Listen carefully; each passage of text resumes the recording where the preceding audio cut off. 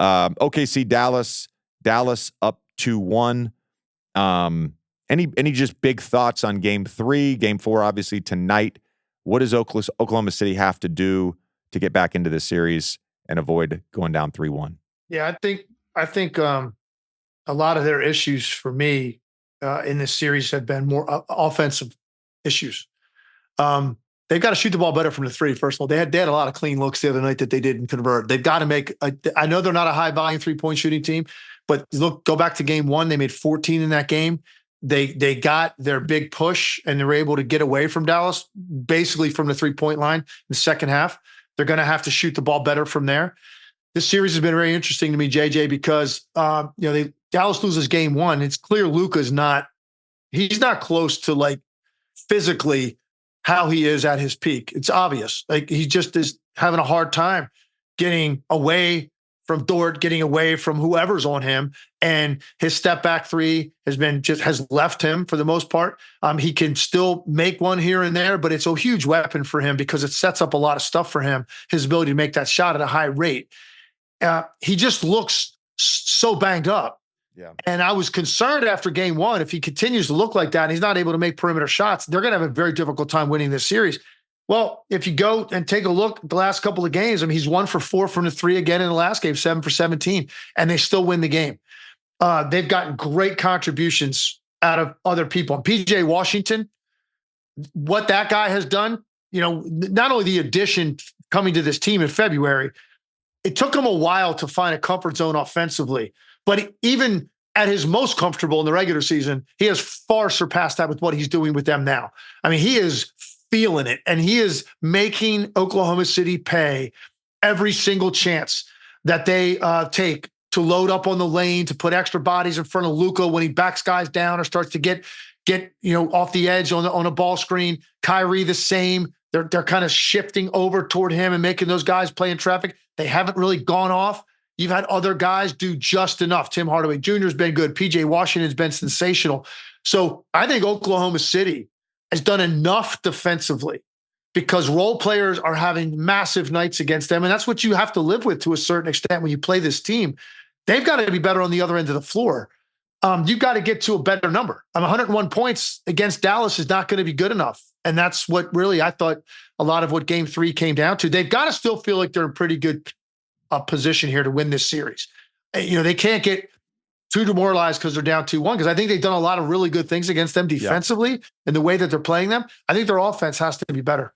Yeah, and some of that I think is Dallas's defense, which definitely was number 1 defense in the league the last 20 games. Thought at times in that Clippers series it was just awesome. They offer size, length. If Josh Green comes off the bench, he gives you some energy. He's pressuring the basketball, all that stuff. It's important, I think, in this series because of Oklahoma City's spacing and their desire and their will to drive the basketball. That Dallas's help defense has been awesome, and they've relied on that, and they've made it tough. Like they've made it tough on Shai at times. They've made it tough on Jalen Williams at times. They've really just committed to being in help and living out of rotations. And so some of it, I think, going back to how you described a Pacers possession, is like if Oklahoma City can get into more of that and not just a Shai ISO, right? Not just that, where he's seeing a set defense. They can get more into that quick stuff, which is, typically how they play. I think their offense opens up. I really do. I like Dallas to win this series. I was concerned after the first game, the way Luka looked, that was going to be a degenerative thing as the series went on, because he just was not moving well in that game. He had a great start, and then it just got progressively worse as the game wore on.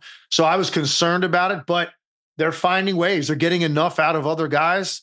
Luka maybe doesn't have to be spectacular in this series to win the series.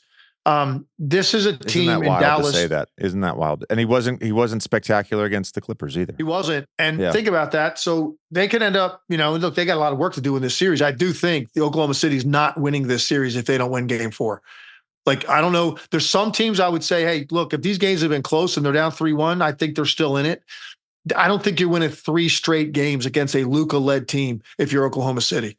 So this is a must win for Oklahoma City.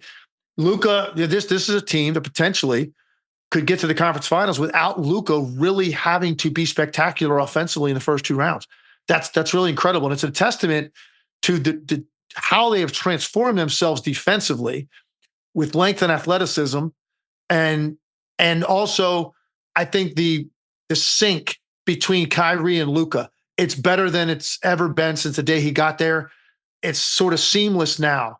And you don't ever feel like awkward or uncomfortable watching them play offensively or wondering, if they're going to figure it out. They have figured it out. They've got that. They've got that in sync now, that they can have games that they win when it's not about them. And we're not talking about them first thing. The first topic can be their defense. It can be PJ Washington or some other player that came up in a big spot that's a role player, a supporting cast of those 2 stars. So I think this has got a lot of twists and turns left in this series.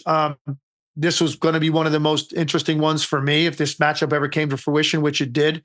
Oklahoma City's certainly not out of this thing, but they've got to win game 4, and they've got to be better offensively. They've got to make shots against a really good defense. And sometimes that's what it's going to come down to. And I think Oklahoma City left some out there in game 3 that could have made a big difference.